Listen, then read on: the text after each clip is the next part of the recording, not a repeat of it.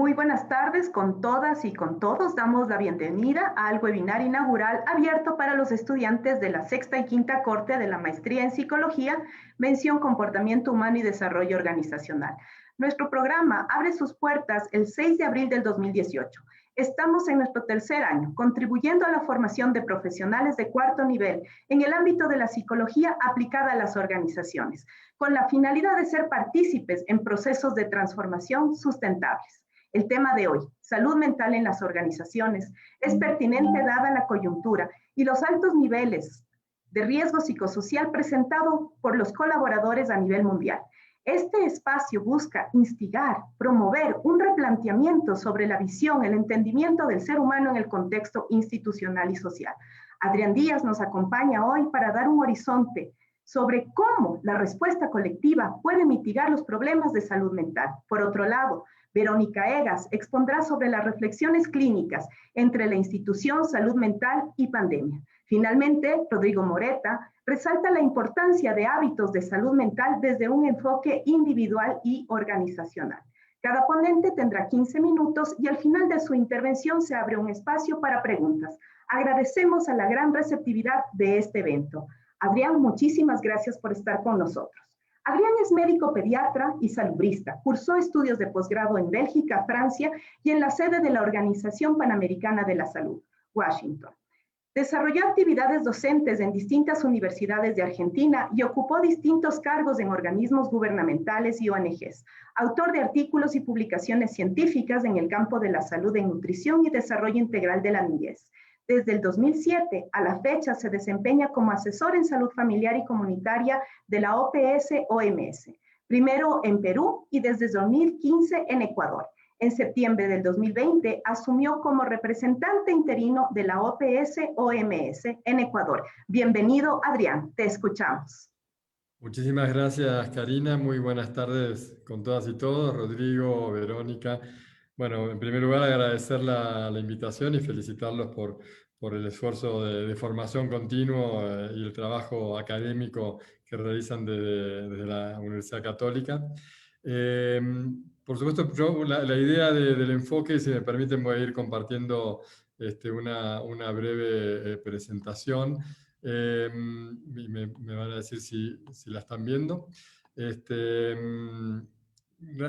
darle por ahí un tono más de... No soy trabajador de salud mental, como soy pediatra, salubrista, entonces quería dar un enfoque más desde la salud pública y tratando de analizar o reflexionar en torno de la salud mental antes y después de la pandemia, que sin duda ha experimentado cambios muy significativos, sobre todo en algunos aspectos vinculados a la visibilidad que ha tomado el tema.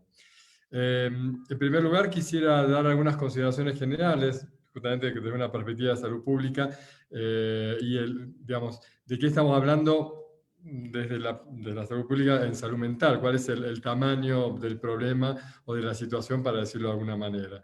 Y quizás ilustrarlo con algunos datos. Por ejemplo, mencionar que se estima que la prevalencia de 12 meses, o sea, del año previo, de trastornos en salud mental en nuestra región oscila entre el 18 y 24% aproximadamente, lo cual es algo significativo y nos da una idea de la dimensión, de algo que muchas veces por estigma o por distintas causas es algo poco visibilizado, poco manifestado. La depresión, dentro de todo el contexto, del espectro de los trastornos de salud mental, la depresión sigue ocupando la primera posición y es generalmente hasta 2 veces más frecuente en las mujeres que en los hombres. Muy vinculado al tema de la depresión, en nuestra región de las Américas, alrededor de 100.000 personas mueren por suicidio al año, y esto también nos pone un grado de magnitud respecto a la COVID. Estamos todo el día pensando cuántos fallecidos por COVID, que realmente es una tragedia, pero por ahí algo que ocurre desde siempre o de hace muchísimos años y que va increyendo, perdemos noción de la magnitud, ¿no? 100.000 personas por año se suicidan en nuestra región. La prevalencia de demencias en los adultos mayores oscila entre el 6 y el 8%, y las proyecciones van indicando que estos trastornos se van a duplicar de aquí a 20 años. O sea, es un problema en franco crecimiento.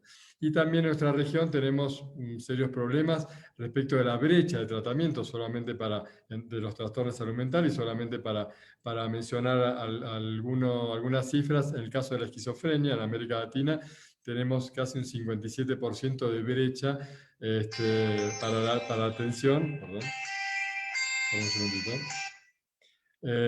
Y 76% para el consumo excesivo de alcohol, perdón, casi 87 en términos de esquizofrenia, casi 74 en términos de depresión, y 85 en relación al consumo problemático de alcohol. Y para finalizar un poco, también muy vinculado a las brechas, está el bajo presupuesto en salud mental, que es un 2% del presupuesto total de salud en términos generales en los países de la región, y más del 60% se refiere se asigna a la atención hospitalaria. Entonces, eso solamente para dar un poco una idea de las cifras así muy generales de salud mental, de la perspectiva de salud pública.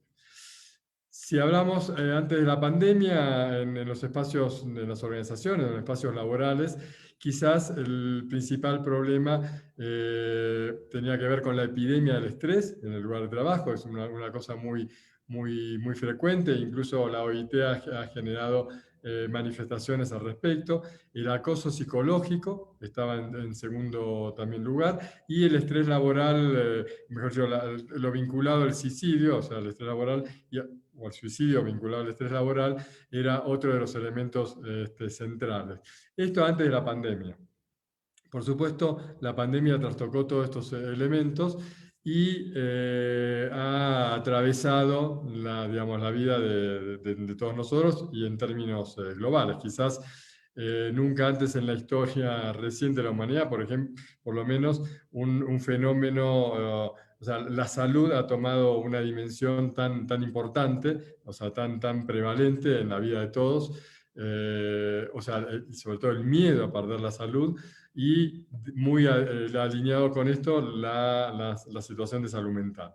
Entonces, normalmente en cualquier situación de emergencia, de desastre, cualquier brote, las situaciones de estrés son un elemento permanente y constante.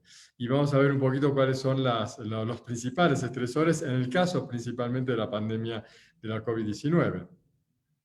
En primer lugar, son todos los rumores y la desinformación que hay permanentemente. Es decir, y por eso muchas de las recomendaciones es tratar de despegarse un poco de las redes sociales, o tratar de conectarse a la información, a las noticias, en determinados momentos del día. Si uno está permanentemente mirando el WhatsApp, la información sobre los muertos, sobre la saturación de camas, en fin, sobre todo lo que nos inunda permanentemente, es un nivel de un estresor muy significativo, y que es muy difícil por ahí de despegarse de eso. Otro elemento crítico ha sido el cierre de las escuelas y de los espacios de actividad de los niños, tanto por los propios niños como por las familias, que ve trastocado y ve la necesidad de ajustar la rutina diaria a la necesidad justamente de la convivencia con los niños en el mismo espacio de la vivienda, donde a su vez hay situaciones de... Disculpen un minutito porque esto es... Un segundo.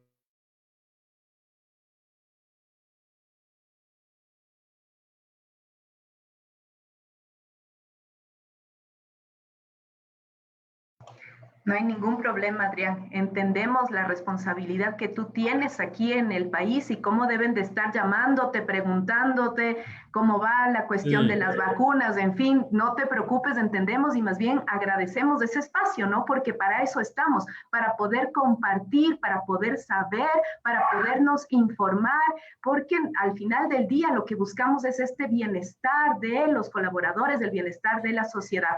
Disculpa la interrupción, Adrián. no, más bien, disculpa, y sí, efectivamente esto es justamente lo que veníamos diciendo, cómo, digamos, se altera toda la dinámica porque uno está en un espacio laboral o en la vivienda y entran mensajes permanentemente y esto efectivamente es un estresor. En este momento estoy siendo víctima de ese estrés, pero bueno, lo vamos a superar de todas maneras. Y muchas gracias por la comprensión.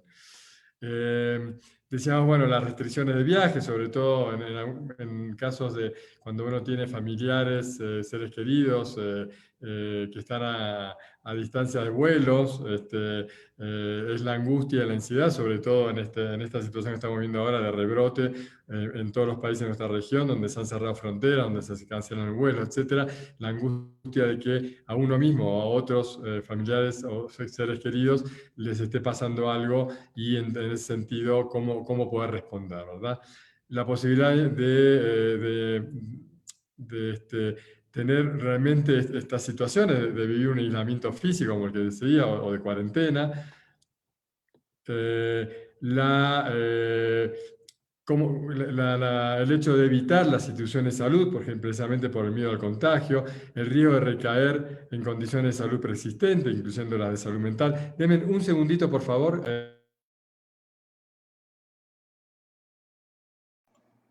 Bueno, entonces, mientras Adrián atiende su llamada, yo creo que es importante irnos viendo estas consideraciones, ¿no? Estos datos de cómo se está presentando ya la salud mental y qué es lo que vamos a atravesar en este momento y qué es lo que nos espera para los próximos años, ¿no? Y cómo vamos a tener que poner unas prácticas organizacionales que nos puedan ayudar a sostener esto, a poder pasar este momento, ¿no? Karina, bueno, miren, a ver, me está llamando el ministro, entonces, y quiere que nos conectemos por un tema urgente en 3 minutos. Yo les agradecería si yo puedo retomar esto mismo, yo supongo que va a ser es un tema muy puntual, si puedo retomar la conexión, supongo en una media hora cuando los otros colegas hayan hecho su presentación. No sé Perfecto, Adrián. si No te factible. preocupes. Es justamente eso. O sea, yo creo que estamos viviendo lo que a todos nos pasa en el ámbito laboral por esta virtualidad. Te agradecemos y no hay ningún problema. Voy a pedir entonces a Verónica Egas que nos ayude con su parte de la ponencia. Me gustaría presentar a Verónica Egas, quien es la directora del Centro de Psicología Aplicada. Verónica es PhD en Psicología y Ciencias de la Educación, máster en Psicoterapia Psicoanalítica Infantil y de Adolescencia de la Universidad Católica de Lovaina, psicóloga clínica de la Pontificia Universidad Católica del Ecuador, docente a tiempo completo de grado y posgrado, investigadora de alto rendimiento de la PUSE, más de 25 años de experiencia en psicoterapia infantil y de adultos, y en trabajo de investigación con comunidades desde un enfoque psicoanalítico. Estimada Vero, te damos la bienvenida. Muchas gracias, Karina. Buenas tardes con todas y con todos. Para mí realmente es un gusto estar en este espacio y compartir más bien reflexiones, pensamientos, ideas que nos están surgiendo y que nos han surgido desde ya casi un año en torno a la pandemia, salud mental y organizaciones e instituciones. Quisiera agradecer la invitación de la maestría en psicología, convención en comportamiento humano y desarrollo organizacional. Estoy convencida que estos espacios son esenciales, no solamente para ir pensando y reflexionando en conjunto, sino también para ir buscando alternativas y poder entender qué es lo que nos está pasando a nivel de comportamiento y también buscar soluciones, ¿no?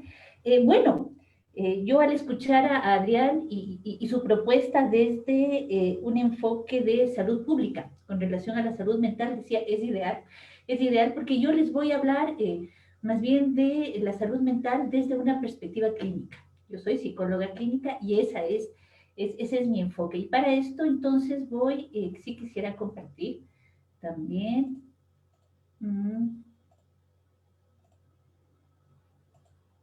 Ok, por favor, si me confirman que están viendo. Estamos, Vero. Ok, muchas gracias. Perfecto. Entonces, en realidad, yo lo que les quisiera hablar con ustedes de esta noche es acerca de reflexiones, ideas y pensamientos que tenemos en la actualidad desde el Centro de Psicología con relación a lo que nos ha estado pasando y lo que nos está pasando desde marzo del 2020. Entonces, más allá de ideas concretas o certezas, yo les voy a hablar y quisiera presentar más bien ideas, datos, cierta información, para que podamos irlos pensando e irle dando vueltas, ¿no? El primer tema que nos surge antes de iniciar es salud mental. Y creo que es importante el ir clarificando desde dónde vamos nosotros a hablar, a qué nos referimos, desde qué perspectiva leemos nosotros la salud mental. Y aquí les traje un concepto de la OMS, que es de la OMS del 2020, ¿no? En donde dice, si lo podemos ver, que la salud mental es un estado completo de bienestar físico, mental y social, no solamente la ausencia de afecciones y enfermedades. Si vemos esto, entonces realmente es el non plus ultra, ¿no?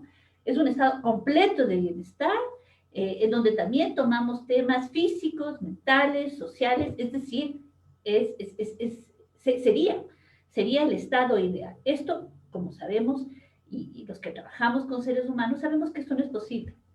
¿Sí? Desde lo humano y desde nuestra perspectiva, siempre estamos de una u otra manera con algo que no es completo. ¿Sí? Los seres humanos tenemos de una u otra manera que lidiar con la completud. Entonces, cuando hablamos desde la psicología clínica, estoy hablando desde un enfoque psicoanalítico de salud mental, y yo siempre la pondría en interrogación, ¿no? ¿A qué llamamos salud mental? ¿Qué es eso de ser sano mentalmente? Les dejo más como interrogación y para ir mirando, ¿no? Ir mirando a qué nos estamos refiriendo o cómo podemos escuchar a este otro que viene y que está en sufrimiento. Entonces, como yo les decía, voy a hablar desde las experiencias del CPA, el Centro de Psicología, y nosotros tenemos experiencia en intervención en la pandemia desde marzo del 2020. Como todos sabemos, en marzo del 2020 comenzó todo el tema del confinamiento y del aislamiento social y toda la lógica social y las dinámicas se trastocaron. Y esto implicó dentro de muchos espacios laborales el pasar de la lógica presencial a la lógica virtual. ¿Y qué hemos visto nosotros dentro del CPA a través de los distintos trabajos de intervenciones psicológicos que hemos hecho? Quisiera traerles estas dos ideas. ¿Sí? Primero, hemos visto particularidades en el uso de los dispositivos psicológicos, es decir, de las formas de atención psicológica que el público y que la gente nos ha pedido. Y vemos diferencias entre el 2020 y el 2021. Son dos etapas marcadas. Y también quisiera hablarles sobre los impactos psicosociales del teletrabajo, que es algo que nos ha salido mucho en los momentos de acompañamiento, terapia, contención psicológica a las diversas personas, sea en individual, sea en grupal y por pedido de organizaciones.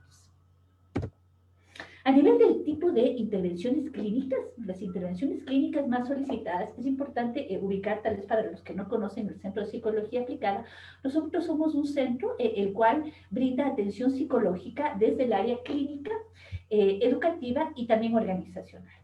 Y dentro de nuestros dispositivos, es decir, nuestras formas de trabajo, nosotros tenemos tanto dispositivos individuales, es decir, atendemos individualmente a los pacientes y también a nivel grupal. Y llevamos a cabo sostenimiento psíquico puntual, es decir, contenemos. También tenemos intervención en crisis y también tenemos la lógica de la psicoterapia, que son procesos psicológicos más a largo plazo. ¿Qué ha pasado? Vemos que en el 2020 entramos en una lógica de la emergencia. Es decir, la pandemia nos tomó a todos de repente, nos tomó a todos de imprevisto, no estábamos preparados y realmente el impacto psíquico para muchas personas fue muy fuerte en ese rato. Y tenemos que la solicitud de atención va mucho más dentro de la lógica de la emergencia, dentro de, en ese momento, dentro de la inmediatez. Entonces tuvimos que abrir espacios, tenemos un espacio bien interesante que se sostiene hasta ahora, que se llama Psicoescucha Puse, que es, las personas pueden contactarse a través de teléfono o a través de chat y reciben una atención clínica a través de psicólogos clínicos puntual, una vez. Es como, muchas veces puede ser un espacio de contención, puede ser un espacio de sostenimiento o una intervención en crisis, ¿no? Eso pasaba en el 2020. ¿Y qué surgían? ¿Cuáles fueron las demandas? ¿Cuáles fueron los pedidos de estas personas? Los más comunes en el 2020 eran por causas de ansiedad, estrés, justo lo que nos estaba hablando Adrián, y por conflictos familiares. Todo esto salía por el confinamiento y por el aislamiento social en el que nos encontramos. ¿Qué está pasando en el 2021? En el 2021 comenzamos a ver otro tipo de pedidos, otro tipo de demandas y tenemos solicitudes de trabajo psicológico más a largo plazo. ¿Sí? Los pedidos a nivel de la psicoterapia, que resulta un poco más a largo plazo, varias sesiones, esto comienza a ser mucho más demandado, mucho más solicitado, ¿no? Entonces, y de repente a nivel, nosotros trabajamos también, como les decía, en individual y en grupal, y recibimos pedidos y solicitudes de empresas, organizaciones, instituciones de diverso tipo, y vemos que en este 2021 comienzan a surgir pedidos bien particulares. Por ejemplo, el fortalecimiento del trabajo en equipo. ¿Sí? El trabajo en equipo que de una u otra manera algo ha pasado y que este paso de lo presencial a lo virtual ha comenzado a trastocar de una u otra manera esta lógica de trabajo colaborativo. Entonces, este fortalecimiento a nivel de las lógicas y de los lazos grupales a nivel de lo laboral es uno de los pedidos más fuertes que tenemos en la actualidad. A nivel, por ejemplo, de las instituciones educativas, resulta bien interesante en la actualidad. Nos piden mucho un trabajo de sostenimiento a los padres de familia, ¿sí? Para trabajar, eso es pedido de institución, ¿no?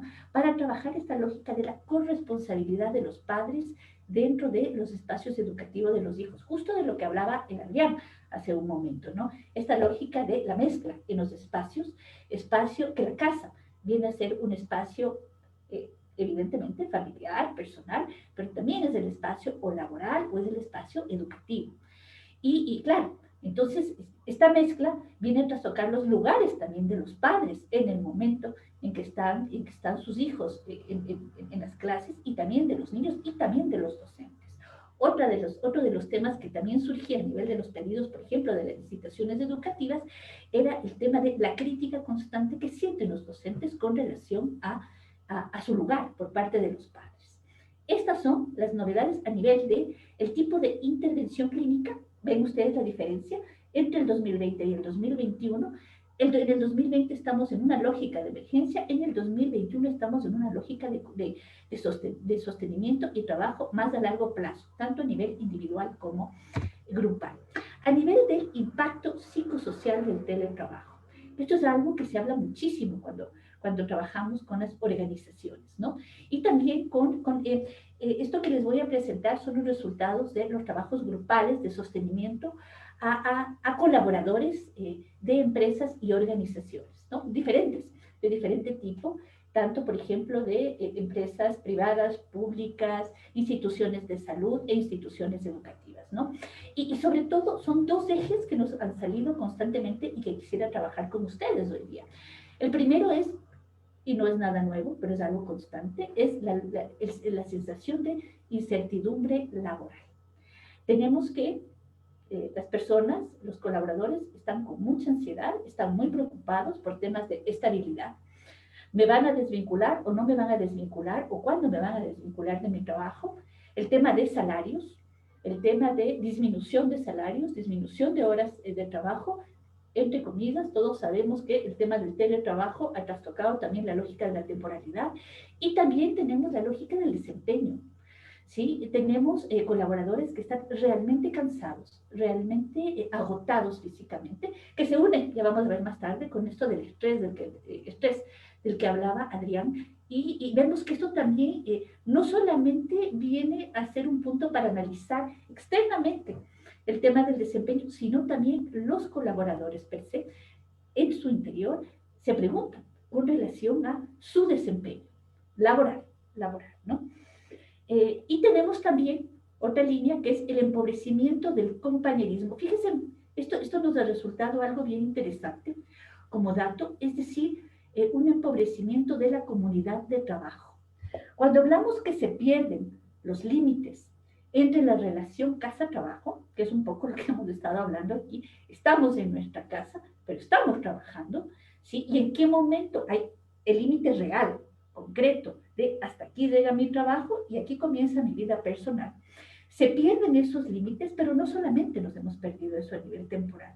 Muchos de la gente que ha trabajado con nosotros en los diferentes grupos hablaban sobre una nostalgia, y que extrañaban mucho los espacios, fíjense ustedes, los espacios informales de encuentro durante el trabajo, ¿sí? Es decir, estamos hablando de las relaciones, las diferentes relaciones que un espacio concreto, físico, laboral, nos puede dar con otros e incluso con objetos. Les explico. Con otros es con nuestros colegas. No en los momentos de reuniones, no en los momentos de, bueno, pienso en nuestro caso, no en los momentos de dar clase, o no en los momentos en que estamos en qué sé yo, en juntas laborales, sino es en los momentos informales, es en el momento en que estamos tomando café, es en el momento en que nos encontramos espontáneamente en el corredor, es en el momento en que estamos moviéndonos de un lugar a otro y hay encuentros entre colegas. Esos encuentros fortuitos son los encuentros de los cafés, son los encuentros de los almuerzos, son los encuentros de salir después del trabajo a tomarse un café. Eso con otras personas que no sean los de nuestro núcleo familiar. A esos cuando yo me refiero a este empobrecimiento dentro de un lazo social laboral. Porque esos encuentros también vienen a fortalecer esto que llamamos el lazo social, ¿no? Y con los objetos, fíjense ustedes, algunas personas hablaban de esta nostalgia de extraño la planta que tenía en mi oficina, ¿sí? Extraño, yo tengo una foto de mi hija en la oficina, esa foto era lindísima, ¿sí? Y hace un año que no le veo, ¿no? Y de repente objetos inanimados que pueden parecer parte de una decoración y sin mucho sentido, comienzan a tener un sentido y un lugar dentro de nuestro espacio, la creación de los lazos en lo laboral. Entonces, un poquito bueno, de esto podríamos quedarnos hablando larguísimo, pero yo sé que la Cari está ahí con el cronómetro, así que sigo y bueno, ojalá tengamos otro espacio después. Entonces, claro, una de las cosas que nosotros nos preguntábamos es, en realidad, estos síntomas de los que hablaba Adrián, los síntomas de las problemáticas específicas que han salido de la pandemia, ¿son específicas de la pandemia? ¿Sí? Es decir, si hablamos de estrés, si hablamos de depresión, si hablamos de intentos de suicidio, es algo realmente que ha salido ahora en la pandemia y nuestro trabajo ya más de un año y toda nuestra experiencia anterior nos demuestra que no. No es algo específico de la pandemia, pero hay ciertos síntomas y ciertas problemáticas que sí se han venido a acrecentar en momento de la pandemia. Esto no quiere decir que antes no teníamos estrés, esto no quiere decir que antes no es que no había ni depresión ni intentos de suicidio. Sin embargo, las condiciones particulares de la pandemia sí vienen de una u otra manera, de acuerdo a la situación particular de cada persona, a acrecentar ciertos síntomas o ciertas problemáticas, ¿no? Entonces, por ejemplo, temas que nos han salido ahora dentro de la lógica de la pandemia a nivel del teletrabajo, tenemos el famosísimo burnout, y del que todos estamos hablando y de que todo el mundo lo ha topado, ¿no? Y el estrés. El burnout que se asocia directamente con el estrés, y cuando hablamos del estrés, evidentemente hablamos de temas físicos, emocionales, cognitivos, ¿no? Justamente al hacer esta presentación, yo me acordaba que el sábado o el domingo, no me acuerdo qué día, salió en el comercio justamente los temas a nivel físico, de las problemáticas y enfermedades que han salido, enfermedades laborales, decían ellos, luego de la pandemia. Y eran tres, bien interesante, ¿no? La primera era la lumbalgia, la segunda eran los problemas de oído, y la tercera era lumbalgia, problemas de oído y, déjenme ver, y problemas en el túnel carpiano por el tema del mouse. Fíjense ustedes, y seguro yo al hablar de esto, algunos de ustedes dicen, sí, a mí también me pasó. Sí, y nos está pasando. Y es un tema físico que está relacionado con el estrés. Temas emocionales, los temas emocionales que también ya hemos hablado, cansancio, depresión, tristeza, intento de suicidio, en fin. Y cognitivos también. El contacto con la virtualidad no solo es un plus, pero también agota. El tema de la virtualidad a nivel de problemas de la memoria, problemas de atención, y ya se ha comprobado que las reuniones Zoom pueden llegar a cansar mucho más, y no solamente físicamente, sino psíquicamente, que una reunión presencial, en fin, toda una serie de cosas, ¿no? Y vean, finalmente, justamente de lo que estamos hablando, nos salta este tema de las actividades paralelas. Actividades paralelas, yo diría paralelas, y al mismo tiempo varias, ¿no? Estamos hablando de trabajar, temas de la casa, temas de los niños, temas personales, que todo está mezclado al mismo tiempo. Estamos llevando a cabo una investigación, aparte del CPA, pero dentro de la PUCE, con relación a COVID y salud. Y les paso solo un dato que nos ha salido de 2020, ¿no? En el 2020, de las encuestadas, el 65% de las mujeres denotó que había un desgaste, hubo un desgaste en su ambiente laboral, en lo que se refiere a las relaciones laborales. El 65% de las mujeres, ¿no? Eso es bien interesante. Bueno, finalmente, para no tomar mucho más tiempo, ¿cómo cuidar las relaciones laborales a la distancia? Esa es la pregunta del millón, creo yo. Y eso es lo que todos quisiéramos saber. Nosotros tenemos pistas. Algunas típicas y algunas tal vez no tan típicas, ¿no? La importancia de los espacios informales. Cuando hablamos de los espacios informales presenciales, ¿no? Que nos encontramos en los corredores, que nos encontramos para tomar café, que nos encontramos, bueno, creo que es necesario el ir pensando en espacios informales también a nivel virtual. El hecho, por ejemplo, que el jefe o el director de vez en cuando se pegue una llamada a uno de los colaboradores simplemente para preguntar cómo está. No para hacer seguimiento de trabajo, no para ver si ya terminó el informe, no, simplemente para ver cómo está. Es importante, ¿no? Ahora todos sabemos, muchos de nuestros colegas también están con COVID, ¿no? Basta un mensajito, ¿cómo amaneciste? ¿Cómo estás? ¿Cómo te sientes?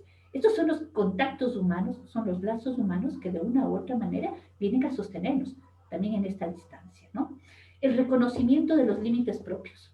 Y yo creo que ahí tenemos que hacer todos un mea culpa, ¿no? ¿Hasta dónde? ¿Hasta cuándo? ¿Y qué es posible? Si de repente nuestras agendas laborales ya no tienen hora, ni ya no tienen día. De repente nos parece totalmente normal tener una reunión a las 7:30, 8 de la noche. De repente nos parece normal tener reuniones sábados o domingos. Y una paciente mía me decía, ella trabajaba en una empresa, y me decía, de repente, yo tenía antes mi horario de 8 a 5, de repente ahora mi jefe asume que yo voy a ver el mail a las 11 de la noche y que le voy a contestar, ¿no? Y si es que no le contesto inmediatamente, me reclama y me dice, ¿qué pasó con ese mail? Es como que hemos perdido esta lógica de la temporalidad y de los límites, ¿no? Y finalmente, digo yo, autorizarse a la desconexión, es decir, autorizarnos nosotros mismos, ¿sí? Autoricémonos a desconectarnos de nuestro trabajo, del mail, de las redes sociales. Autoricémonos, porque eso también es fuente de estrés tanto a nivel físico, emocional y cognitivo. Muchas gracias.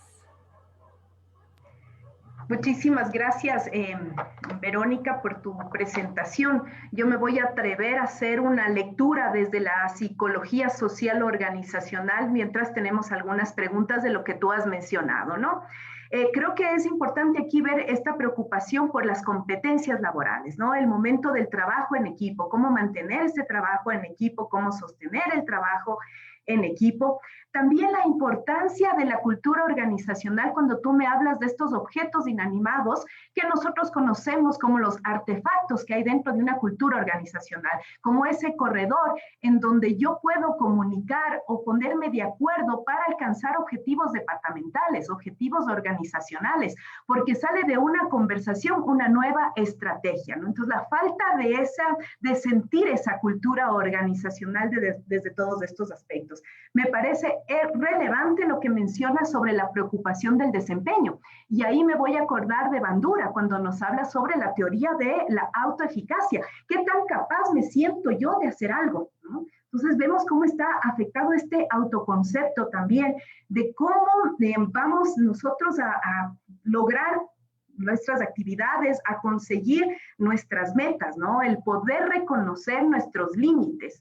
Y cuando tú también, Vero, mencionas acerca de este acompañamiento que tiene que haber del supervisor, del jefe, del gerente, ¿no? Es lo que en las prácticas de talento humano conocemos como el onboarding. Ahora estamos utilizando mucho el onboarding digital, el poder acompañar, ¿sí?, a las personas, a nuestros colaboradores, a nuestros colegas en su día a día, en su parte del cotidiano. Vamos a ver si tenemos algunas preguntas. Si no, vamos a dar la presentación a Rodrigo. Espero haber hecho una lectura desde la psicología organizacional y eso es lo que me gusta de nuestra maestría, ¿no? Que en nuestra maestría venimos a algunos puntos y lo que habla el psicólogo clínico, enseguida el psicólogo organizacional, comunitario, social, el administrador de empresas, el comunicador social, le va dando, sí, esta palabra que conjuga lo que este significado, ¿no? Vamos dando, como diría Rodrigo Moreta, Cristian Cabezas, el constructo, ¿no? Vamos formando este constructo dentro del programa de la maestría. Muchísimas gracias. Bueno,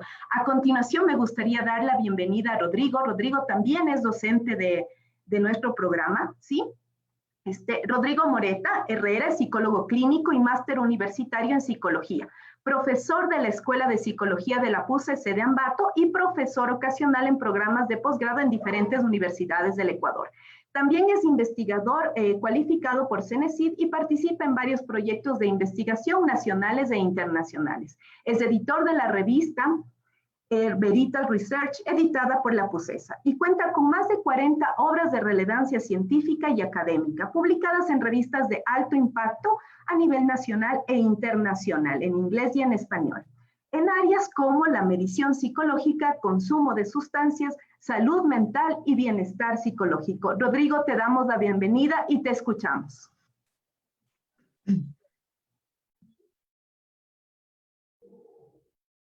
Buenas tardes. No sé si puede escucharse. Bueno, muchas gracias, Karina. Antes que nada, un cordial saludo a todas esas personas que han tenido la gentileza de reunirse en este espacio. Agradecer a la Pontificia Universidad Católica del Ecuador, agradecer obviamente a la maestría que ha tenido la gentileza primero de generar estos espacios de acceso social.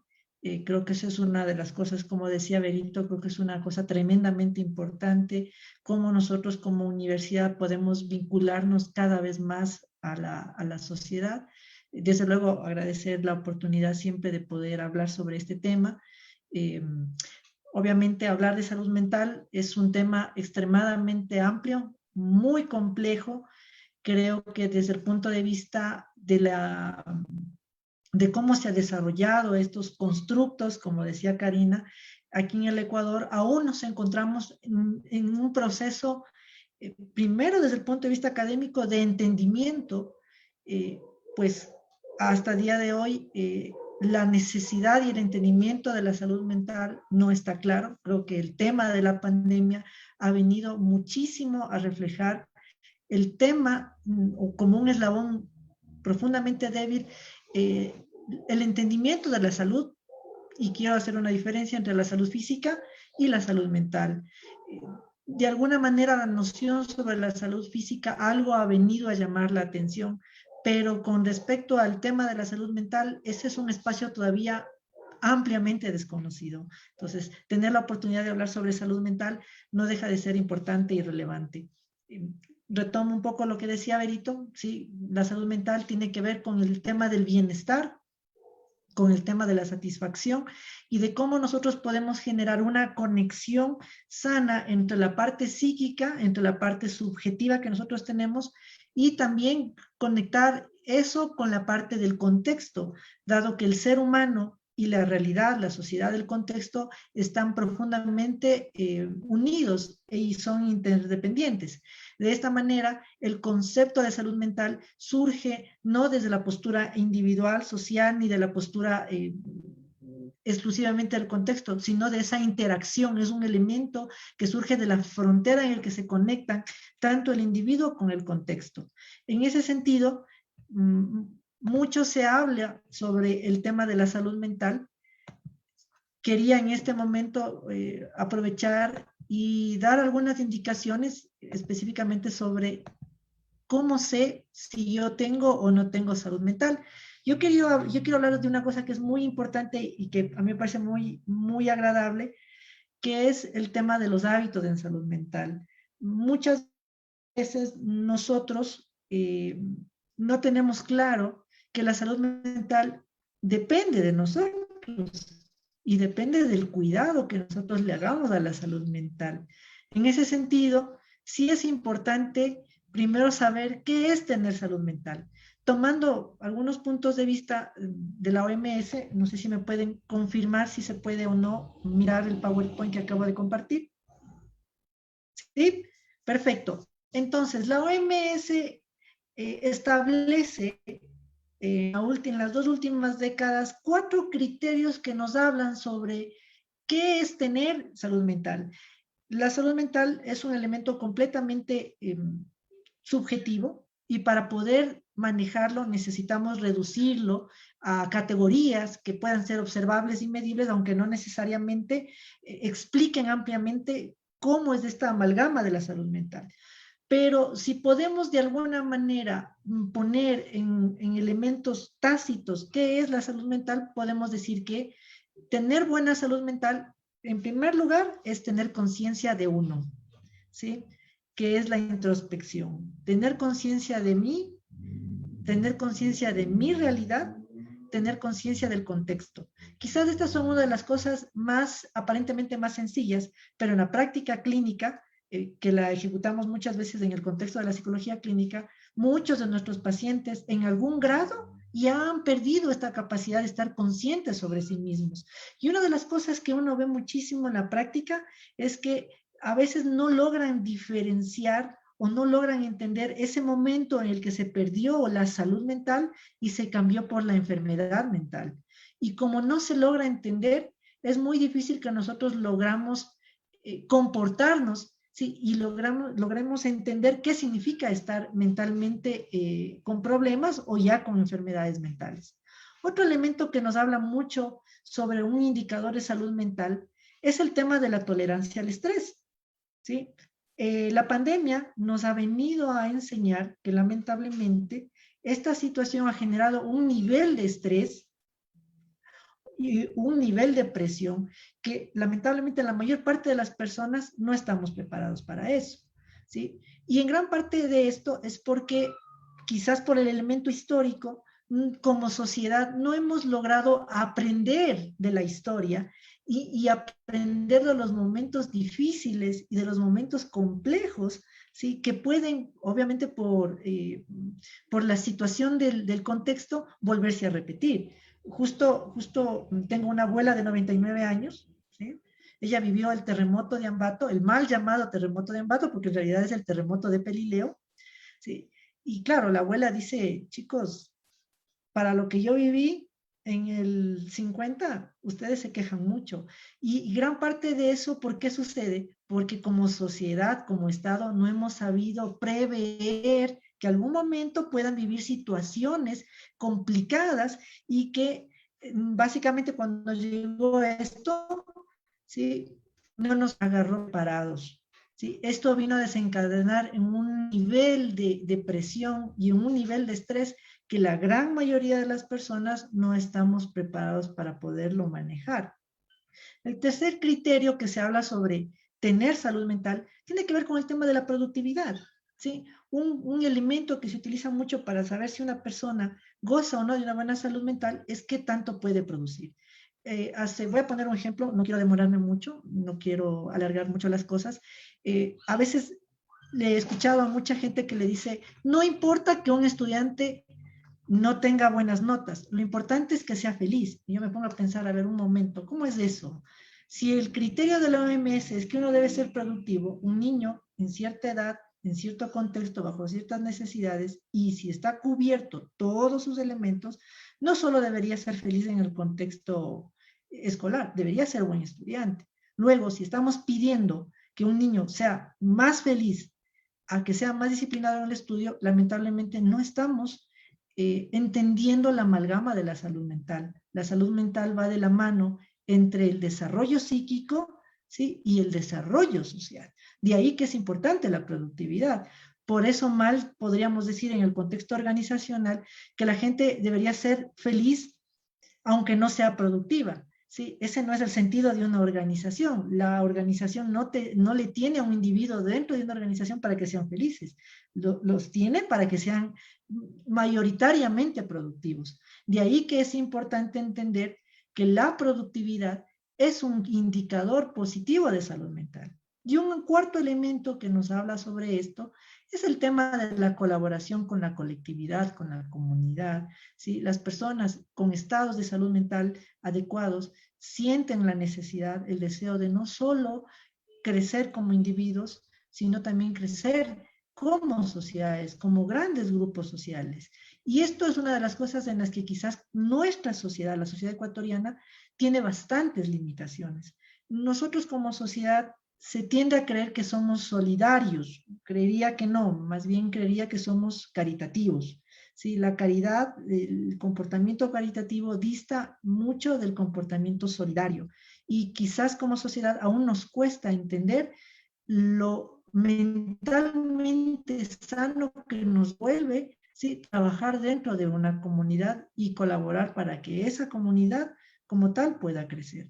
Entonces, las directrices, ¿sí?, básicas para poder tener una buena salud mental es hacer un esfuerzo por siempre estar conscientes de nuestro proceder, de nuestra forma de ser.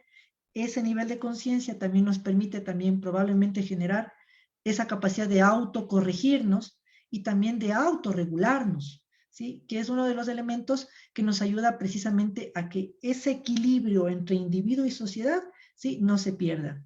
Lo segundo, manejar el tema de la tolerancia al estrés. Hay un concepto que se manejaba en la psicología americana de los años 60, 70, que era el tema de la inmunidad psíquica. Hoy se ha perdido bastante este concepto. Inmunidad psíquica significa básicamente que uno sea tolerante a las adversidades similares con el paso del tiempo. Ayer les ponía un ejemplo a mis estudiantes. Les digo, ustedes no tienen inmunidad psíquica. Me decía, ¿pero por qué? Cuando entraron a primer semestre y llegaba la semana de exámenes, ¿sí?, entiendo que se estresaban, ¿sí?, es la primera vez que están teniendo exámenes en una universidad. Están ahora en noveno y hemos pasado la semana de exámenes y se siguen comportando de la misma manera, con la misma ansiedad y con el mismo temor como cuando daban los exámenes en el primer semestre. Entonces, ¿qué quiere decir esto? Que en 9 semestres no han aprendido a manejar los exámenes, y eso lo vemos en la vida diaria, ¿sí? Es entendible que la primera relación de pareja, el primer novio, la primera novia, ante la ruptura, ante el fracaso, nos duela mucho. Pero también es extraño que después del cuarto, quinto, sexto, séptimo, octavo, novena, nos siga doliendo igual que el primero. Entonces, eso nos está reflejando que no tenemos inmunidad psíquica, ¿sí?, que no logramos sobrellevar las cosas, ¿sí?, de una manera distinta, menos patológica, menos enfermiza, ¿sí?, y que básicamente no hemos crecido con el paso del tiempo. Lo tercero que decía, obviamente, aprender a ser productivos, sanos y productivos, y finalmente no olvidarnos de colaborar con la comunidad. Desde este punto de vista, ¿cuáles son los problemas mentales o de salud mental que se encuentran fuertemente asociados? Una de las cosas clásicas que se ve es que el individuo, como ya lo había comentado, no es consciente de la relación entre salud y enfermedad. No sabemos cuándo estamos sanos y no sabemos cuándo estamos enfermos, ¿sí? Y al no tener claro esto, porque no sabemos qué es estar sano y no sabemos qué es de estar enfermo, perdemos esa disyuntiva, perdemos esa conciencia, ¿sí? Y obviamente tendemos a manejarnos, ¿sí? De la misma manera, sin darnos cuenta de que esta transición entre salud y enfermedad también nos invita a cambiar y a tomar y a tener comportamientos y procesos distintos. Luego, como no se sabe o como no sabe la persona que se ha enfermado, ¿sí? Porque muchas veces desconoce cuándo perdió su salud mental, tampoco sabe cómo comportarse. Este es uno de los grandes problemas que uno ve en la práctica clínica, ¿sí? Simplemente el paciente no es consciente y no sabe el nivel de la enfermedad y por ende pierde una enorme habilidad que es el no saber cuidarse de la enfermedad. Siempre me gusta ponerles a mis pacientes el ejemplo de, si tú eres propenso a la diabetes y eres consciente de eso, a partir de ahí te vas a cuidar el azúcar.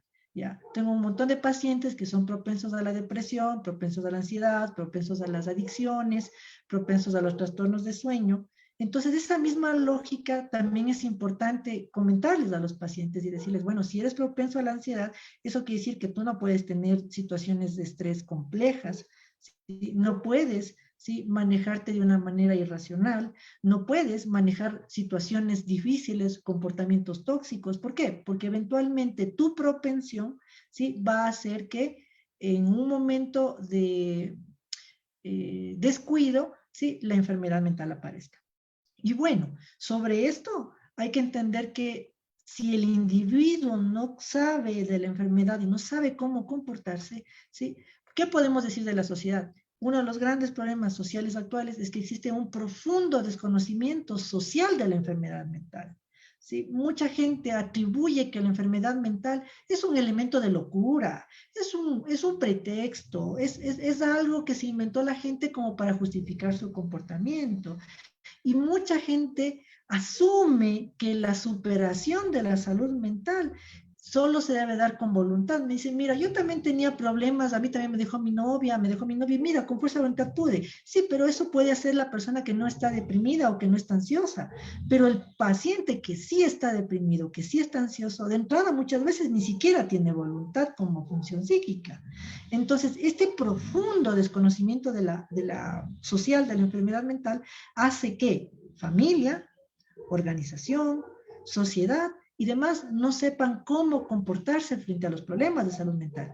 Y al no saber cómo comportarse, también hace que las personas no sepan cómo actuar frente a la enfermedad. ¿Y esto qué tiene que ver en el contexto organizacional? Que en el contexto organizacional, lamentablemente, las organizaciones no, al igual que el individuo y los grupos familiares, no saben, ¿sí? Cómo manejarse con personas que tienen problemas o alteraciones en su salud mental. Por lo tanto, a partir de esto, ¿qué es lo que debemos manejar? Bueno, desde un enfoque individual, ¿sí? Desde un enfoque individual, aprender a desarrollar hábitos de salud mental, ¿sí? Los hábitos de salud mental son muchísimos, ¿sí? Hay muchos hábitos de salud mental. He tratado de sintetizar quizás los hábitos que como individuos deberíamos nosotros desarrollar como una práctica generalizada para fomentar nuestra salud mental.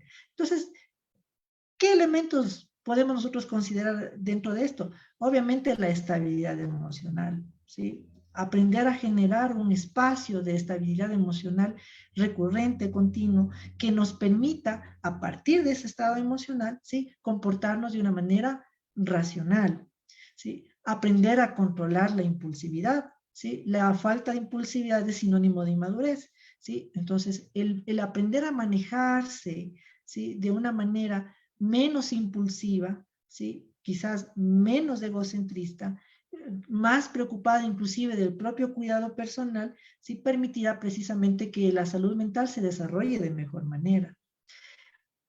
Generar relaciones sociales positivas, ¿sí? Aprender a entender la importancia de las relaciones sociales, a manejar relaciones sociales y a cuidar esas relaciones sociales. A veces, muchas veces malinterpretamos, por ejemplo, la amistad. Entendemos que si una persona es un amigo, solo por el hecho de ser amigo me tiene que aguantar todas las pataletas y los caprichos que tenga. Eso no es el manejo de una relación social positiva. El manejo de una relación positiva es entender el cuidado que uno tiene sobre otra persona y cómo se debe preservar precisamente ese vínculo que tenemos con familiares y seres cercanos.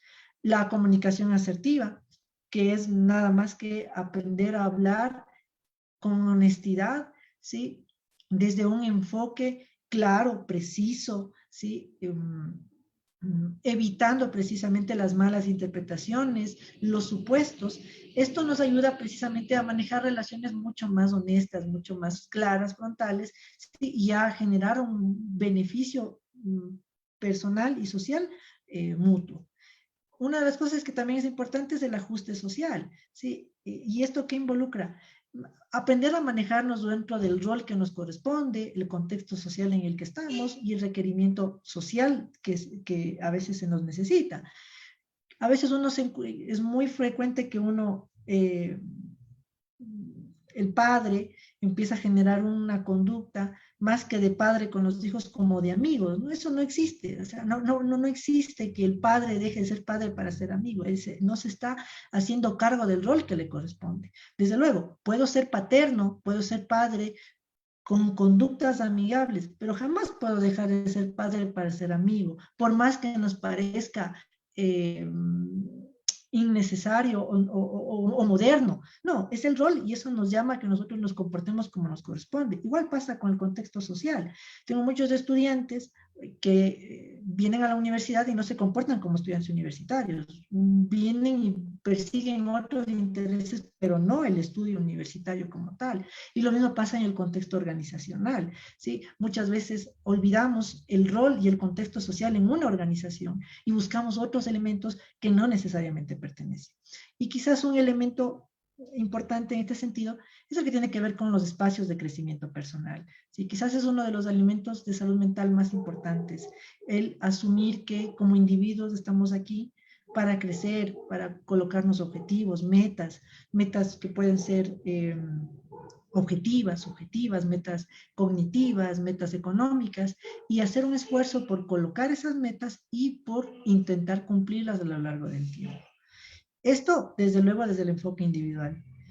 Y desde el enfoque organizacional, ¿qué es lo que le corresponde al contexto organizacional? Que es un poco la razón de este encuentro. ¿Sí? De entrada, la organización debe generar, desarrollar el desarrollo y la cultura organizacional. ¿Sí?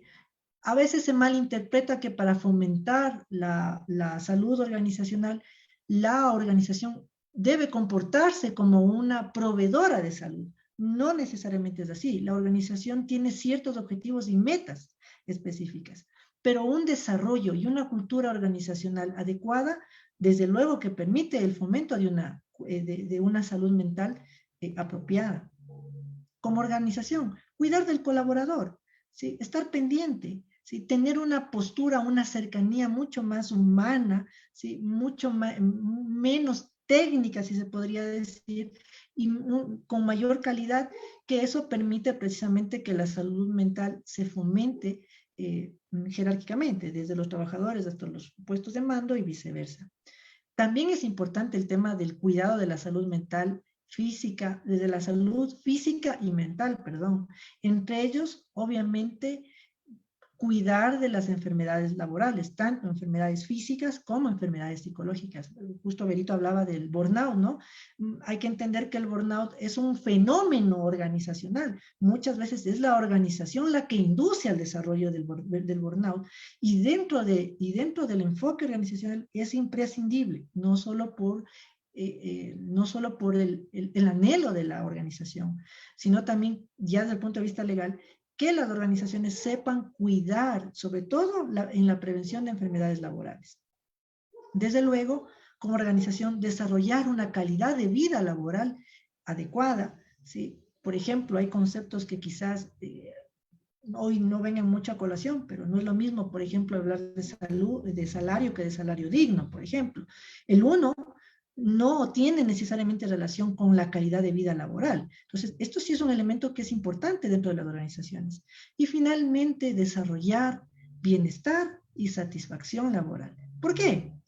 Porque ya dice la investigación, ya dice la evidencia científica, que existe una relación entre bienestar laboral con la salud mental. ¿sí? Es decir, desarrollar satisfacción, bienestar, crecimiento, ¿sí? Va a permitir que el individuo goce de una buena salud mental.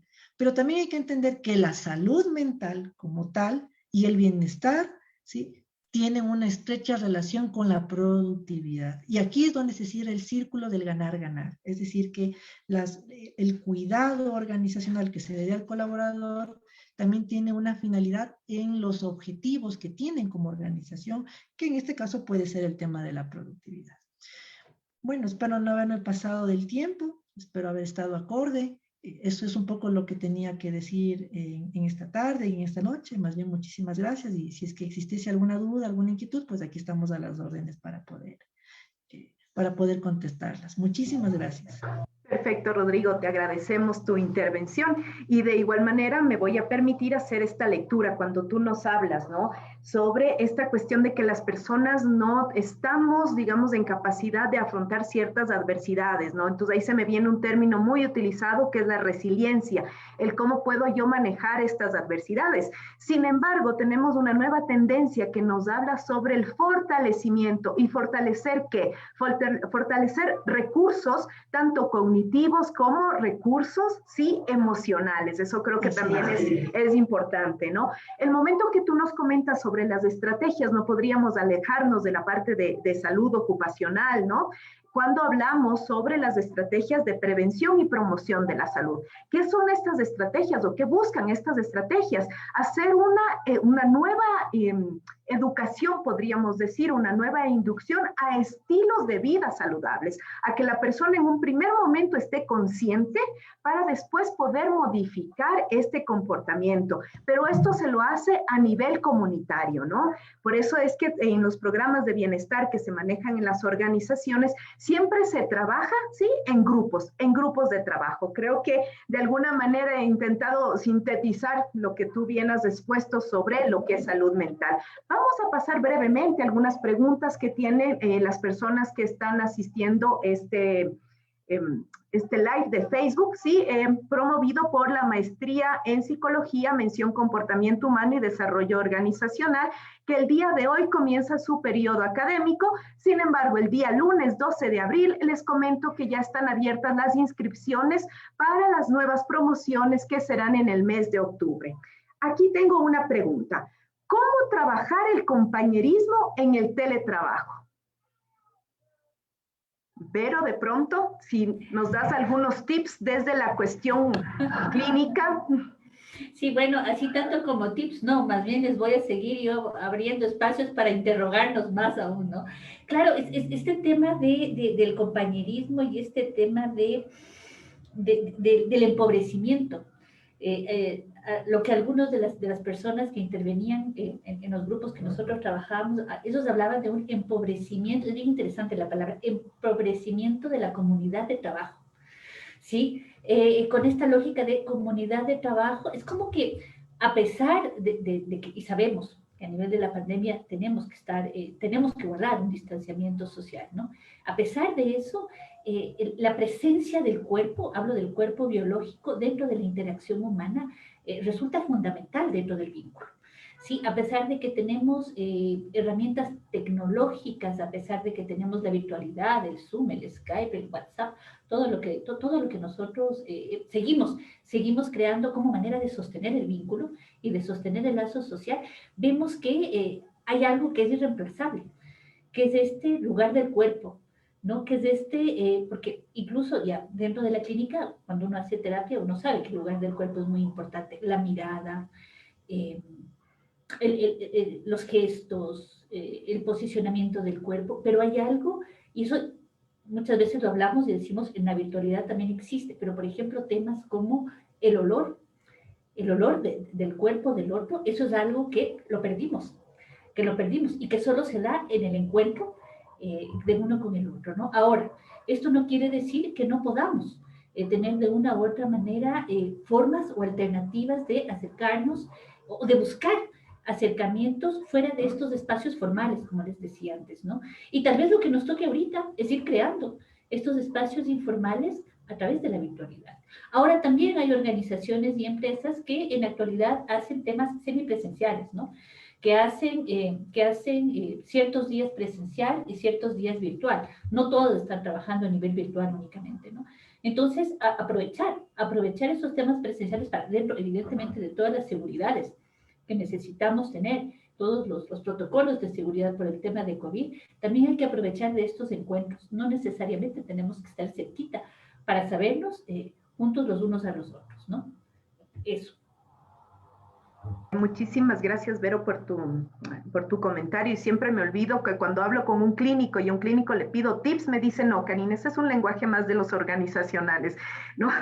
Pero bueno, nos entendemos, que es lo importante, nos entendemos y vamos, y vamos dando a conocer también estas prácticas, estos modos de hacer, ¿no? Como lo que tú comentas. Rodrigo, ¿me podrías comentar aquí cómo poner límites a compañeros o jefes cuando pretenden que las jornadas de trabajo sean extensas? Bueno, a ver, no lo voy a ver desde el punto de vista psicológico. Más bien creo que aquí vale la pena ver el tema legalista. Creo que en el manejo de la normativa en el que se rigen las organizaciones, y tú, Karina, que sabrás más que yo, lamentablemente ya llevamos un año de pandemia y no se ha actualizado la legislación con respecto a eso. El Ecuador ingresó al mundo del teletrabajo, no ingresó, cayó al mundo del teletrabajo, ¿sí? Y esto ha hecho que no se genere un adecuado manejo sobre cómo debe ser la relación laboral, ¿sí? En teletrabajo. En ese aspecto, nosotros, como Ecuador, sí estamos muy en retraso con otras realidades. Voy a poner un ejemplo, la legislación española tiene una legislación sobre el teletrabajo, pero desde hace unos 15 años por lo menos, ¿sí? Y eso involucra, por ejemplo, el concepto de derecho a la desconexión, ¿sí? ¿Qué es este derecho a la desconexión? Por poner un ejemplo, es el hecho de que nadie puede por ningún motivo, ¿sí?, absorber del trabajador más allá de ciertas horas que le corresponden a su espacio. Entonces, en este sentido, creo que de entrada lo que se necesitaría es una legislación moderna sobre el trabajo y el teletrabajo, porque lo que nos está enseñando la pandemia es que el teletrabajo va a estar con nosotros de aquí en adelante, al igual que la teleeducación, ¿sí? Y probablemente las telerelaciones amorosas, ¿sí? Entonces, en ese sentido, creo que de entrada sí valga la pena este Facebook Live para hablar un poco sobre el tema legalista, ¿sí? Que es el tema de abogar por una actualización de la normativa legal en este aspecto. Ahora, obviamente, como no existe una norma, no existen fronteras, ¿sí? Y ahí es cuando empiezan a surgir estos problemas de cómo manejarme adecuadamente con el tema de mis trabajos, de hasta qué horas contesto, de que si es que no contesto, aunque sea a las 2 de la mañana, luego se enojan o ya me sancionan y ese tipo de cosas. Ahí es muy importante precisamente pedir a los grupos gerenciales, a las cabezas organizacionales, ¿sí? Asesorarse precisamente sobre cómo llevar a la organización a una vida laboral que incluya el teletrabajo en ese sentido. Lo otro, si me piden algo así como tips específicos, pues creo que lo único que nos queda es el diálogo, ¿no? Es el diálogo y con la esperanza de que ese diálogo sea de doble vía, ¿sí? Es decir, que las personas que están en los grupos de mando puedan escuchar estos elementos y se pueda generar un consenso. Eso es un poco lo que podría comentar. Dime. Si me permites, yo quisiera añadir algo más, aportar un poco, porque estoy totalmente de acuerdo con lo que dice el Rodrigo, ¿no? Con el tema de necesitamos un marco legal y también el ir pensando el marco legal, el tema de los directivos y también el ir pensando en la responsabilidad de cada uno, es decir, en la autolimitación, ¿no? Porque podemos tener una base legal y podemos tener leyes que nos apoyen, podemos tener también jefes que vengan a aportar también a esta lógica, pero también es importante que uno mismo aprenda a ponerse límites, ¿no? Y muchas veces sí es el tema de hasta dónde voy a llegar, como yo decía, ¿no? Hasta dónde me es posible, hasta dónde sigo agendando reuniones, en qué momento digo que no, ¿sí? En qué momento pongo la barrera, y yo creo que eso es algo que también nos tenemos que cuestionar todos y todas, todos los que estamos aquí. Es decir, hasta dónde podemos seguir insistiendo, porque esto también se articula con el burnout. Es decir, es esta dificultad de decir no, que evidentemente también a veces son temas institucionales y organizacionales que están ahí empujando, pero es esta seria dificultad de no poder manejar un no, que nos lleva hasta un desborde psíquico en el cual ya no se puede más, se desborda, se sale del borde. Totalmente de acuerdo con lo que tú estás comentando, Vero, y por otro lado, en cuanto yo les escuchaba, también pensaba en lo importante que es desarrollar a los líderes, ¿no? Para que puedan tener esta escucha, para que sepan cuándo deben de parar, ¿sí?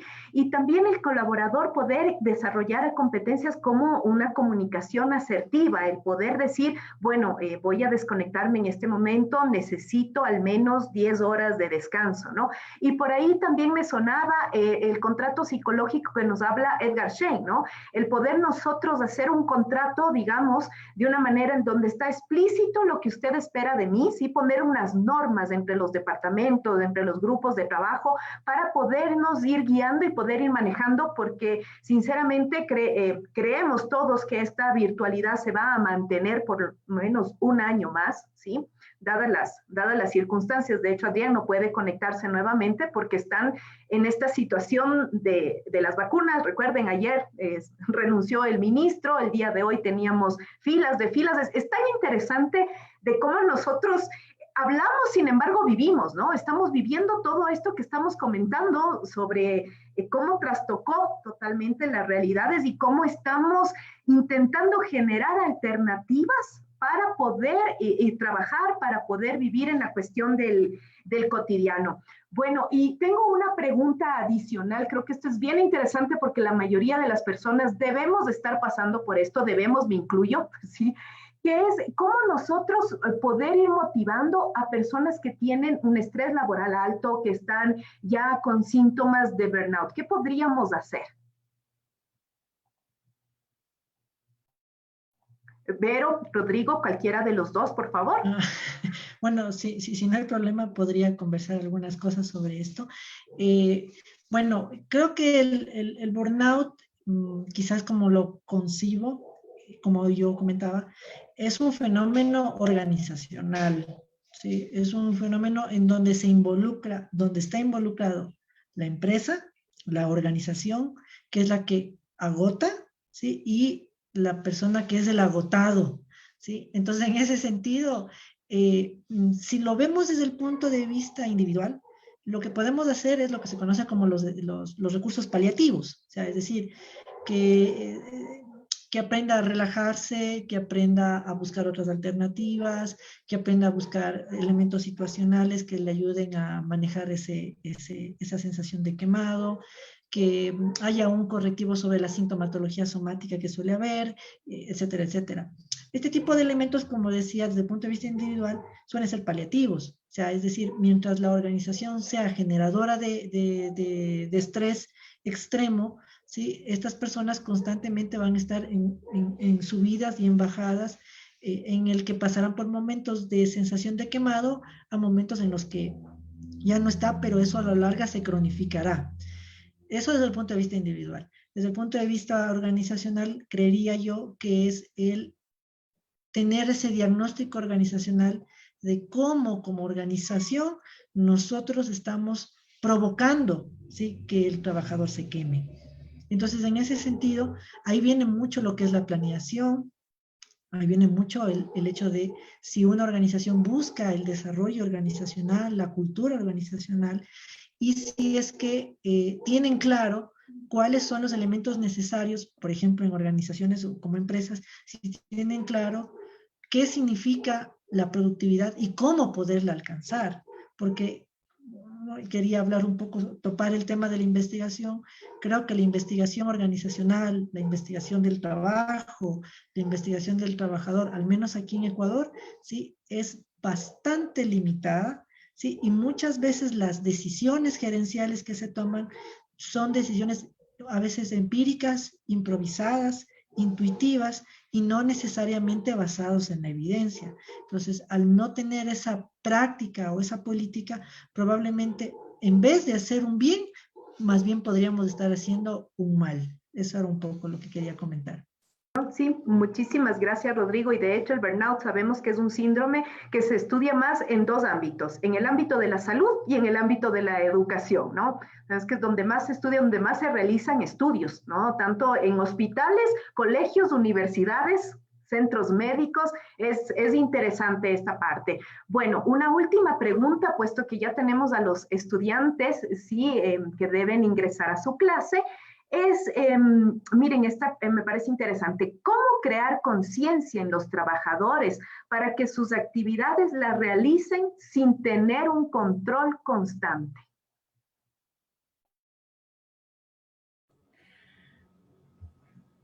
Estas son preguntas bien organizacionales y nos haces a dos clínicos. Y yo creo que es re interesante las respuestas que te estamos dando a los clínicos. Pero como tú dices, Cari, por suerte estás aquí para traducir, ¿no? Claro, cuando yo leo esta pregunta, digo, ¿cómo crear conciencia en los trabajadores para que sus actividades las realicen sin tener que controlar, sin que exista el control constante, ¿no? Es decir, entonces, que es una de las cosas que también salía dentro de los grupos, me resuena mucho estas cosas, ¿no? Cuando ellos decían, de repente el trabajo, voy a citar, ¿no?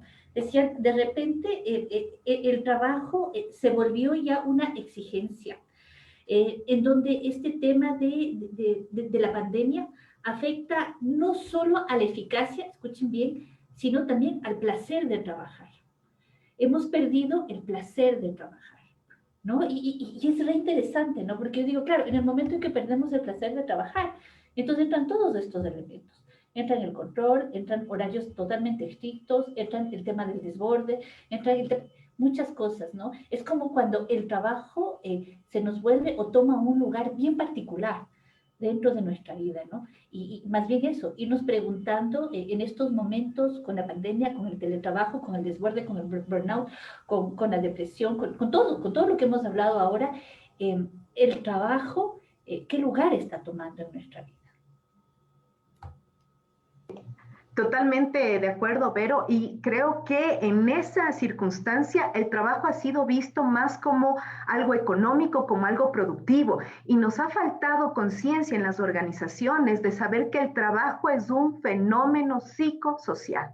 El trabajo tiene un significado para el ser humano, o es un significado de que debo realizar, o es un significado de crecimiento personal, o incluso es un significado que va acorde a la cultura y a la historia de un contexto, ¿no?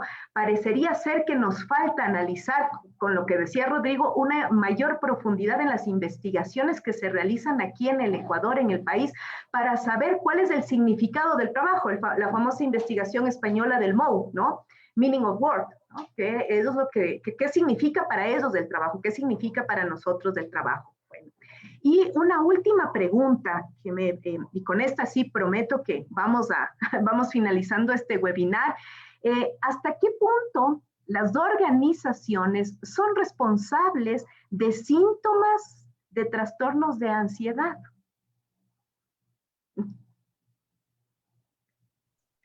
A ver, no sé si puedo hablar yo. A ver, yo creo que en ese sentido habría que identificar si realmente la legislación contempla con una profunda legislación, ¿no? O sea, si contempla la responsabilidad sobre la enfermedad mental. ¿Sí? Creería que no. ¿Sí?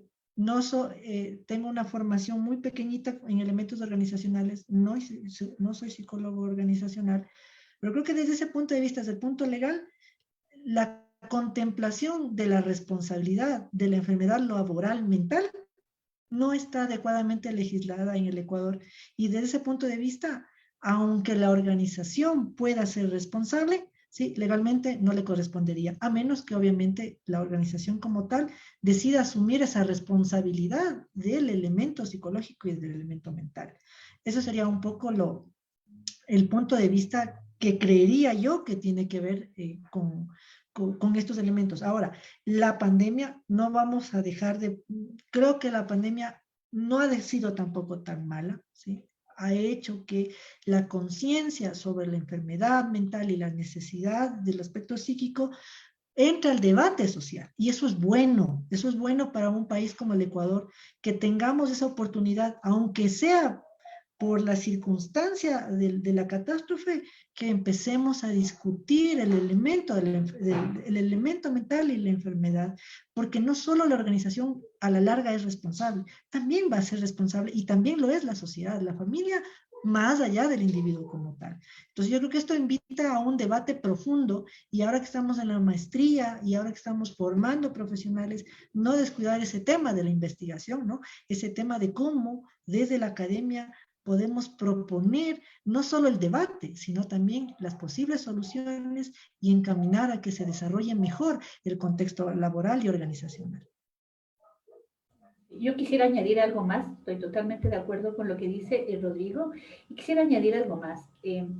No podemos dar una responsabilidad total por un solo camino, a un solo elemento, cuando hablamos, por ejemplo, de temas humanos y temas como, por ejemplo, de trastornos. ¿Sí? Estamos hablando de trastorno de ansiedad generalizada.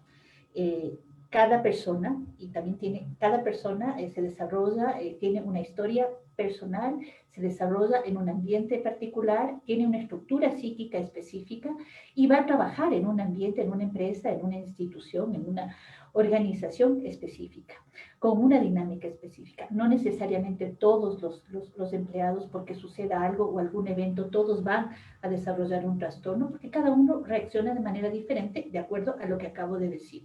Pero entonces, ¿qué es importante dentro de las organizaciones? Cada vez más vemos que necesitamos profesionales, justamente profesionales que estén capacitados con temas de comportamiento humano. Es decir, qué es lo que está pasando, que logren entender qué es lo que está pasando y puedan, de una u otra manera, abrir espacios de sostenimiento o puedan saber qué hacer en ese momento para luego, evidentemente, crear una ruta adecuada para el colaborador en cuestión.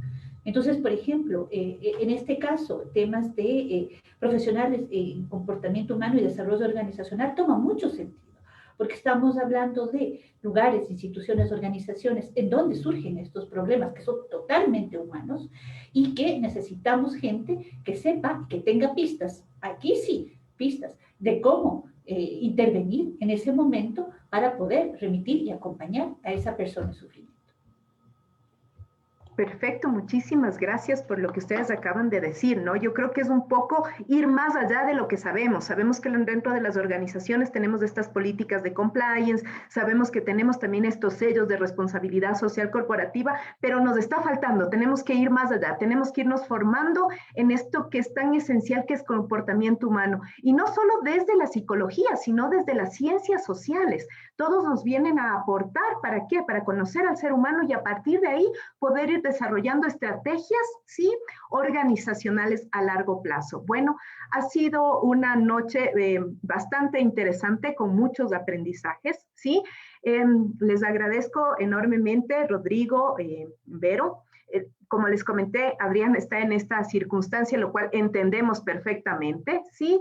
Y les damos la mayor, digamos, bienvenida a las personas. Miren, ya me estaba despidiendo, ya se está conectando Adrián. Vamos a esperar unos segunditos. Vamos a esperar un segundo. Adrián, ¿nos escuchas? Sí, perfecto, y realmente me muero de la vergüenza, de la pena. Pero bueno.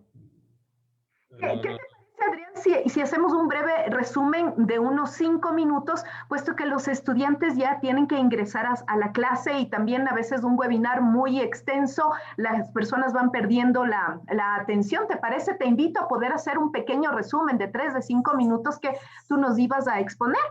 Perfecto, sí, no, ya no, ni presentación ni nada. Bueno, simplemente lo que yo quería plantear eran dos o tres cosas. Bueno, uno había avanzado hasta un poco la magnitud que tiene el tema de salud mental de la perspectiva de salud pública. El otro tema importante es que a partir de la pandemia se reconfiguró el tema de salud y el tema de salud mental. Quedó claro que no hay desarrollo económico, no hay prosperidad, no hay nada si no hay salud, ¿sí? O sea que el tema de salud tomó un espacio y la necesidad de invertir en salud y las consecuencias de desinvertir en salud. O sea, salud ocupó la escena y cuando dicen se abre la economía, hay que abrir porque si no hay que reactivar la economía. No hay economía que se pueda reactivar si no hay salud en la población. Eso es hasta los propios organismos de financiamiento han planteado eso. Pero además, que no hay salud mental si no hay salud. Entonces, este es un tema importante, como que viene encadenado. Y mientras que antes de la pandemia, los problemas en los espacios laborales, en las instituciones, estaban centrados, como decía, el tema del estrés laboral o el acoso, o incluso vinculado con eso a situaciones de suicidio, eso en algunos puntos se agudizó, pero una característica fundamental de los espacios laborales es que quizás quienes más han padecido el impacto de la pandemia son precisamente los trabajadores de la salud. Y eso ha sido muy, muy fuerte, muy, muy evidente. Y se sumó el tema de estigmas. Sabemos que las condiciones de salud mental digamos, generan mucho estigma y por eso mucho ocultamiento y a veces se llega a situaciones extremas porque la persona no quiere consultar porque la famosa frase no estoy loco para ir a un terapeuta, un psicólogo, un psiquiatra, o que van a decir si digo que estoy deprimido o que tengo tal o cual condición. A eso se le agregó, en el caso de los trabajadores de salud, el estigma propio de ser trabajador de salud. Ha habido aquí, en muchísimos países, testimonios de trabajadores de salud que dicen me dejaron pegado en la puerta o en el ascensor, vete del departamento, vete del edificio porque nos vas a contagiar a todos. Entonces se daba la paradoja, casi una cuestión casi psicótica, ¿no? Que por un lado en muchos países a las 8 de la noche se les aplaudía a los trabajadores de la salud en reconocimiento a su labor, a estar en la primera línea, pero después cuando volvían a la casa encontraban un cartelito diciendo vete del edificio porque no queremos que nos contagies. Entonces eso por supuesto sobre el estrés y el miedo lógico de contagiarse o de llevar el virus a su familia, se agrega además la estigmatización de la población en general, de que no quieren reunirse con una persona que saben que es trabajador de salud por el miedo a contagiarse. Entonces, eso ha sido muy, muy fuerte y por eso desde OPS, distintas OMS, distintas organizaciones, se han elaborado muchos materiales para precisamente cuidar a los que cuidan, que esto es algo muy conocido, ¿no? en el campo de la salud mental y de la salud en general, y de montar dispositivos para trabajar de manera preventiva de todas las cuestiones que tienen que bueno, no las podemos comentar en este momento, pero te puedo a través tuyo, Karina, facilitar algunos documentos que son bastante ilustrativos al respecto. De por qué es tan importante en todos los casos, pero sobre todo en los equipos de salud, estar muy atento y montar dispositivos que permitan generar descargas, contención, espacios que el equipo de salud pueda expresar lo que le pasa, tanto en la práctica en la atención como lo que puede vivir fuera, o sea, en el espacio familiar y social. Y lo último, con lo que quería cerrar es que las respuestas no son individuales, son colectivas, en todos los sentidos y más aún en salud mental. O sea, pensar que los problemas de salud mental que mencionaba al inicio, las estadísticas, se resuelven solamente con abordajes individuales o farmacéuticos o farmacológicos, ya es del siglo pasado, literalmente. En el 1990, la Declaración de Caracas habló precisamente de salud mental con un enfoque comunitario y conectó derechos humanos y salud mental. Entonces, Hoy más que nunca las respuestas no pueden ser colectivas. Si no nos cuidamos todos, no se salva nadie. Y esto es muy, muy válido, o particularmente válido desde la perspectiva de salud mental. Todos los dispositivos que uno pueda tener desde los distintos actores para socializar, para integrarse, para sentir que todos nos cuidamos y nos cuidamos nosotros y cuidamos a los otros, nos parecen que son fundamentales. Y bueno, lamento, la verdad lamento, me hubiera gustado poder también escuchar las otras participaciones, interactuar en el chat y las preguntas que podían surgir, porque en general es mucho más interesante lo que uno pueda decir y lo que uno pueda escuchar y lo que uno pueda reflexionar a partir de lo que dicen los otros, porque esto es una cosa viva, es un ida y vuelta, así que me la perdí y lamento este percance que, bueno, pero bueno, no podía hacer otra cosa que atender, por supuesto, al señor ministro.